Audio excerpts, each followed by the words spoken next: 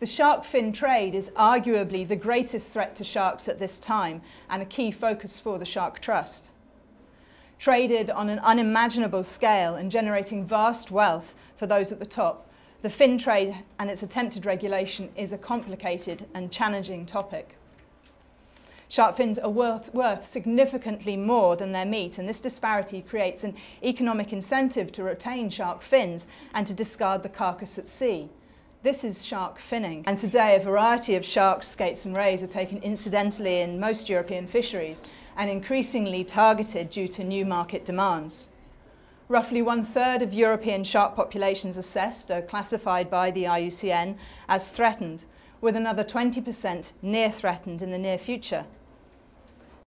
Sharks are facing, as Ali says, the biggest threats that they have faced in centuries. This is through loss of habitat, through climate change, but most importantly, through badly managed and poorly regulated fisheries. We want to see an end to the unsustainable, irresponsible practice of removing fins and discarding the bodies of those sharks at sea. And that's bad for the environment, it's bad socially, it's bad economically. Currently in the EU, there is a shark finning ban, which is one of the most lenient in the world, and the exceptions to that ban were supposed to be exactly that, exceptions to the rule. But in some countries it has become the way of operating. And what we want is a simple, cost-effective method of dealing with illegal activity. And that means, as has been said, fins naturally attached, and that's why I'm supporting this launch today. This is an issue about which I feel very, very strongly.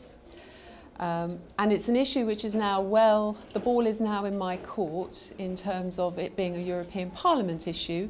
We vote in September when we return from summer break, and that's a very important vote. And many of you listening might be thinking, well, it's a no-brainer. We've heard the statistics, we see the logic, we know the Commission's proposal is there, we know the Environment Committee has voted already for what we want.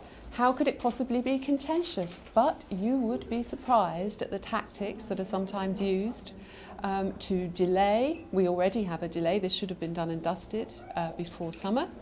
It's been delayed to try and form alliances for compromises, which would be a half-hearted and watered-down result. And I'm here to tell you that that simply is not going to be allowed to happen by those of us, those MEP colleagues and myself, who are extremely committed to this and will make sure that this goes through.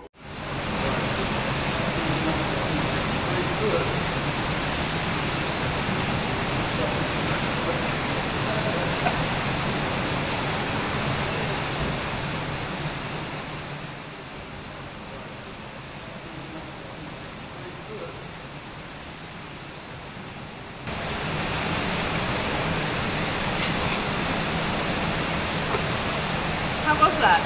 It's amazing. It's amazing. I want to be the other side of the net. But it's incredible. It's coming straight past you, so close. And they're such majestic animals. I mean, they're just extraordinary creatures. We've got to have this fins naturally attached right across the EU. Only then will we be able to hold our weight in the argument globally. And that's what we've got to do.